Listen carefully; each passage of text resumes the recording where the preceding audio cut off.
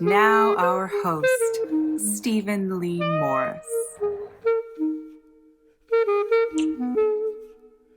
Natasha Tripney is a London-based theatre journalist. She's the reviews editor for The Stage in London. She's also an expert in Balkan theatre, which she writes about proficiently, in large part through her own platform, cstage.org.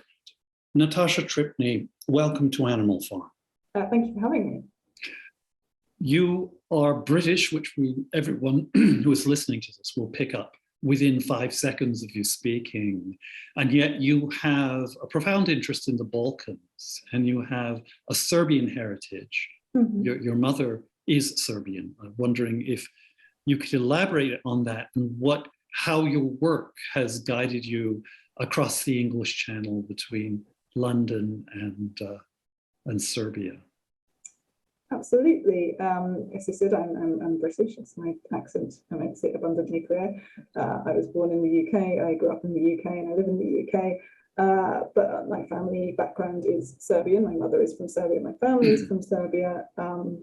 So there has always been a connection there. But I think, unlike quite a lot of people, I didn't grow up within like a diaspora community. I didn't grow up speaking the language or sort of connected particularly to Serbian culture. So my interest grew as an adult. So I think as a student at university and then as a young adult, I became increasingly aware of my sort of cultural heritage, the country that my mother came from, which by this point had ceased to exist, and wanting to explore that, wanting to learn about both the history and sort of culture of Yugoslavia as was and Serbia as is, and also how that connected with my family's background. So from sort of my early 20s onwards, I have spent a lot of time sort of traveling within the region, particularly to Serbia, but to other countries of the former Yugoslavia as well. And because I am a theatre critic and sort of an arts journalist, one of the sort of key focuses for me was on the art and theatre of the region. So I made it a point of sort of these expeditions, these explorations, to see as much work as I could whenever I was sort of visiting this part of the world. And that has sort of continued. I try and like every year attend the BETEF Festival, which is an international theatre festival in Belgrade. I visited theatres in other parts of the former Yugoslavia, and hopefully will sort of continue to do so. It's very much a sort of a journey in progress. There are lots of places I haven't been and would like to go to, but it's been a process of a sort of personal exploration and also professional exploration. Mm-hmm. And you are an editor at The Stage in London, correct? That's correct. You're reviews editor. That's right.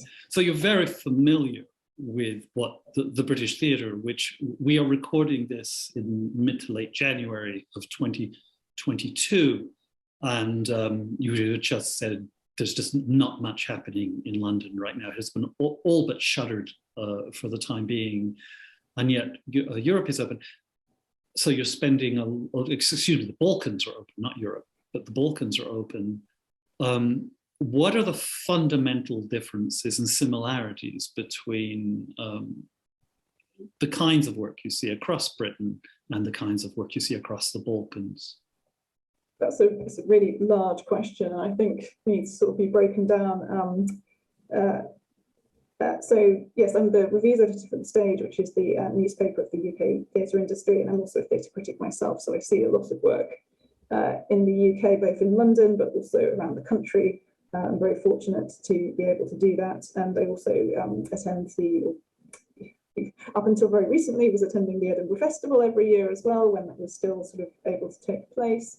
So I've got a good sense of the sort of spectrum of UK theatre, and is a spectrum. There is encompassing, the West End with large-scale commercial productions, but also there's a really sort of interesting and diverse sort of regional theatre scene, different sort of theatres in major cities, making work sort of reflective of the sort of cities in which it's made. And then there's fringe theatre, which I think doesn't exist in quite the same way in Europe as it does in the UK. There's a sort of strong fringe theatre scene, which is sort of very sort of low budget, small scale productions, independent theatre makers making work, which is work that's often showcased at the Edinburgh Fringe Festival, but in other spaces as well. There are lots of small venues in London that showcase fringe theatre.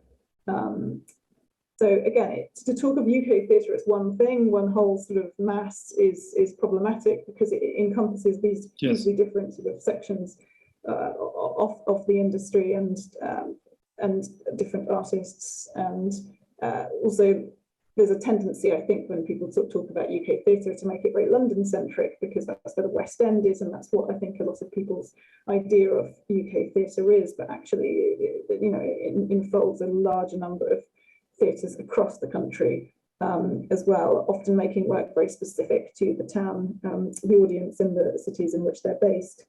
But it's also, well, the West End is purely commercial. We have state subsidy from the Arts Council for a number of venues, so that there's part state subsidy, but often even the state subsidised venues are dependent on ticket sales. So it's not a purely, we don't have state theatre system in the way that they have in most countries in the Balkans and Southeast Europe.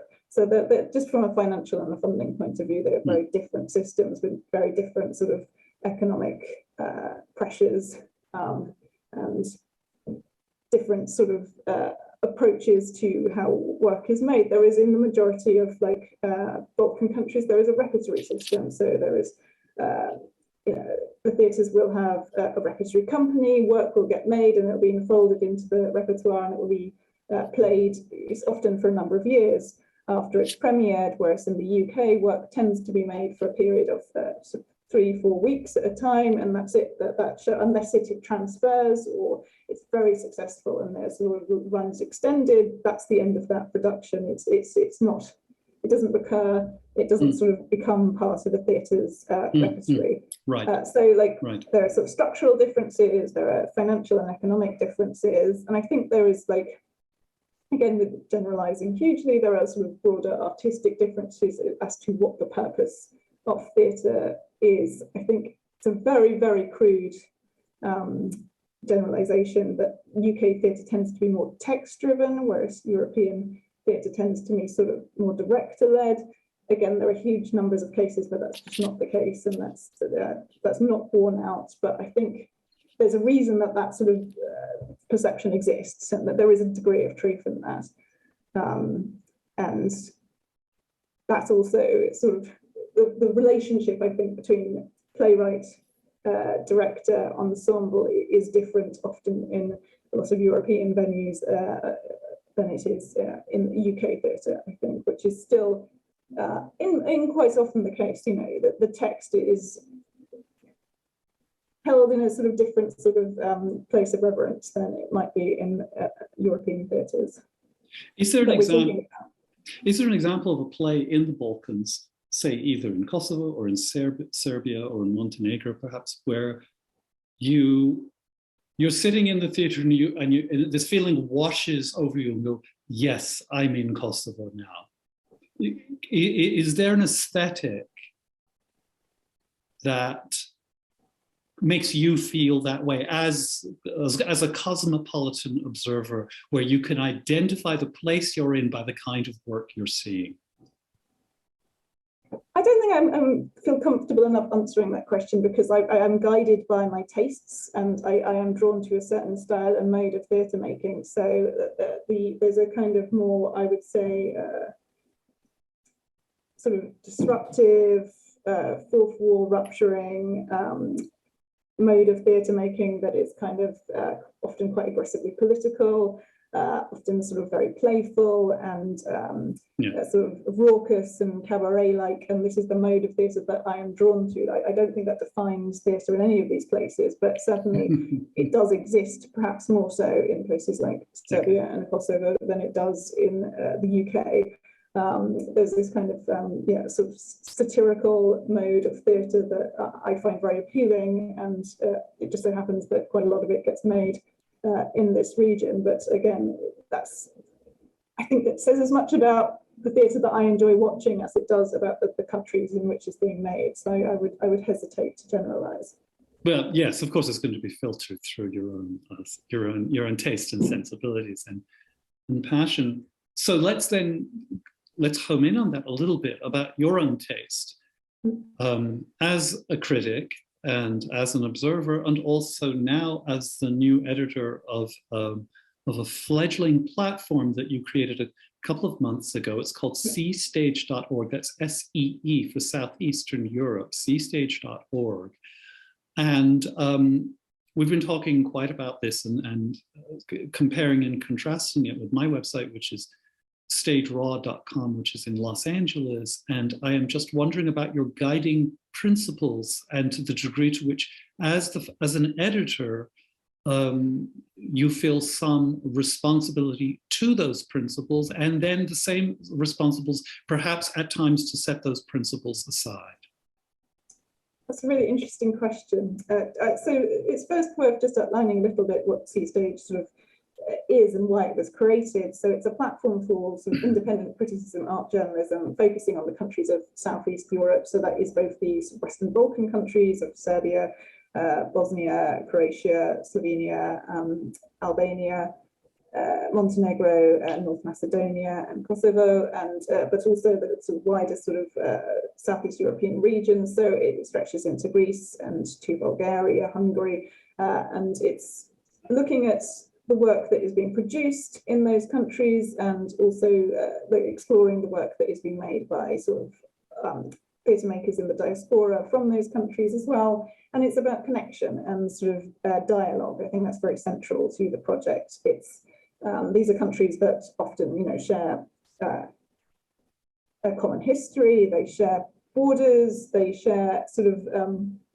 many aspects of how work is being made in those countries. And often, there are artists making work sort of across the region, but there are also sort of lots of barriers to sort of mobility within the region, particularly in the case of Kosovo, where there's a real issue with citizens acquiring visas as artists to sort of to take their work outside of Kosovo. So it's a question of creating a platform that is about dialogue, that is about... If I could just hit a pause button there, that's very interesting, because I remember when we were in Pristina, that was of particular interest when you were trying to get, as a journalist, from Kosovo into Serbia. What were the obstacles? Is it getting out of Serbia, getting out of Kosovo, or is it getting into Serbia?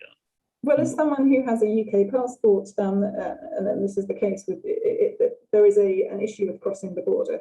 It doesn't apply to, there are different complications and visa issues for citizens, but as a UK citizen, it is not possible to enter Serbia from Kosovo because it's not recognised as a border crossing. So what you need to do is you have to exit Kosovo to another country and then enter another way. So I ended up having to go to North Macedonia and then back into Serbia, which was a much longer journey and involved an overnight bus. But that is, that's a barrier, that is, and that's a problem for lots of aspects of life in Kosovo. But that is an issue for citizens from outside the region who have to sort of deal with this sort of bureaucratic, it's a sense of pettiness, actually. That's what strikes me. It's a very sort of way of just making people's lives that little bit harder. You could argue that chaos theory is alive and well, even in the geopolitical sphere. So, goodness, please continue. Resume with what I think I outlined the basic idea of what we want the project to do. So it is a collection of interviews, features, essays, and reviews, critical analysis of the work that's being made in all of these countries and the artists who are making those work. It's written by both critics and journalists from within the region, but also people who, from outside, whether it's diaspora or just people who, like myself, who have a sort of passion and interest in the region. And for me, fundamentally, the point of any sort of artistic, journalistic platform is one of access. I think that's a really sort of key thing, that there are always going to be barriers to seeing work, whether it's to do with visas, whether it's to do with geography, whether it's to do with money, and that, you know, having a space for discussion and critical analysis allows people to engage with the work that's being made, the art that's being made, and the message of that art in a way that I think is really healthy and necessary for any sort of culture. To, you know, a healthy critical culture sort of enables and strengthens the artistic culture. It creates conversation, it creates debate and dialogue, and, you know, art doesn't exist in a vacuum. You know, it creates discussion, it creates discourse, and this is a space for that. It's about hopefully a healthy discussion rather than sort of polarized and divisive discussion, discussing the work that's being made and the frame in which it's being made, the sort of political backdrop, you know, the context in which this work is being made. It's about interrogating all of those things, and hopefully, not to make it sound too dry, it should be a sort of pleasant and playful and exciting publication to read. It should be a pleasure as a reader to sort of engage with this. There should be. I don't believe that theatre criticism, any form of criticism, should be sort of a dry academic exercise. I believe it should be playful. I believe it should be, you know, it can be fun. It should be, you know, enjoyable to read. It can be irreverent. And I hope that this platform achieves all of those things. Very nice. You're talking primarily about access and engagement. We were speaking a little bit, what I've been reading on C Stage lately, the kinds of productions that are being reviewed seem to deal with art, they deal artistically with either the emotional reactions to, or even the strategic plans for grappling with either bureaucratic absurdity, the kinds of which you just alluded to, or simply political authoritarianism, which is certainly creeping. It's not creeping into our country, it's rolling into our country very, very, very quickly. And is it fair to say this is one of the frames that you use as a metric on what to cover in the region, and perhaps even by extension when you're an editor in London? I think there is a degree of truth in that. I think partly I'm reflecting the work that's being made, but also I think that, you know, one of the things that theatre is able to do, and one of the things that you know, is why I find the art form so exciting and why I'm drawn to it and why I sort of to write and talk about it, is that you know, theatre is a tool for interrogating hypocrisy, bureaucratic absurdity, injustice, and authoritarianism, and, you know, it gives us a sort of picture of what resistance might look like. It's cathartic because you know, there is something just fundamental about this act of gathering a room, this sense of congregation of people coming together, which is, you know, has political potential. Which is why in a lot of countries there's an attempt to control, you know, the artistic leadership of certain institutions for precisely that reason, because, you know, it is a potent art form, and, you know, it has the potential for, like, communicating ideas to people in a way that perhaps, you know, reading it, you know, online or in print, you know, there's something about watching it embodied in front of you that is very sort of cathartic and sort of primal, and it's that sort of force that I think makes people want to control theatre. And to either, in, I think, the UK, the sort of dominant mode of addressing theatre is to ridicule it. So, you know, theatre is a joke, I think, for a lot of the sort of people in sort of positions of power in the UK, whereas I think there's a more sense of regarding it as potentially a threat in a lot of European countries, and something that you need to keep a lid on because of that sort of potential threat. There lingers in our part of the world, in Southern California, in the United States in general, the premise that the theatre has no business being political. It should stay away from that, and that its fundamental purpose is either diversionary or allegorical, in which you speak truth through code and you don't directly talk with politics. Does that align with anything you're saying in your part of the world? And secondly, is that perhaps part of the history of anywhere else that eventually shifted, and so the theatre became more relevant to the context in which it was being produced? That's a really good and interesting question. That's certainly the way you describe the kind of the feeling that somehow politics should stay out of theatre, or if it's dealt with, it should be dealt with sort of in a sort of delicate way, in an allegorical way, and that sort of is something that is familiar from living in the UK, and I think that is sort of something that comes through a lot in the way that sort of people talk about theatre in a more general sense, I think, perhaps rather than a specific sense. I don't think my theatre history is sort of rigorous enough to answer the second part of the question. I definitely feel that there is a wave of sort of younger theatre makers who are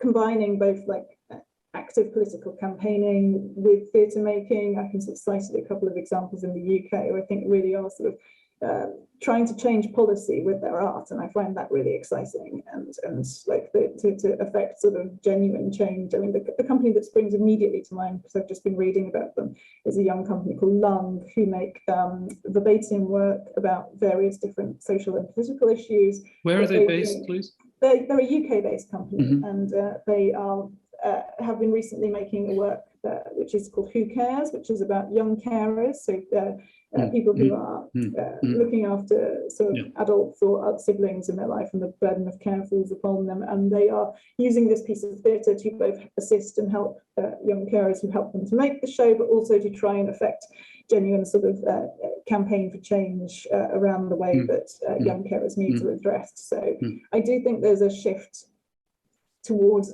something amongst certain young theatre makers into sort of combining activism with theatre in a way that feels quite exciting to me. So as the deep waters wash over us, perhaps there's hope, and maybe that can actually invigorate at least some of the purposes of why make a play, especially as it gets, for the financial reasons you alluded to earlier, it gets increasingly challenging.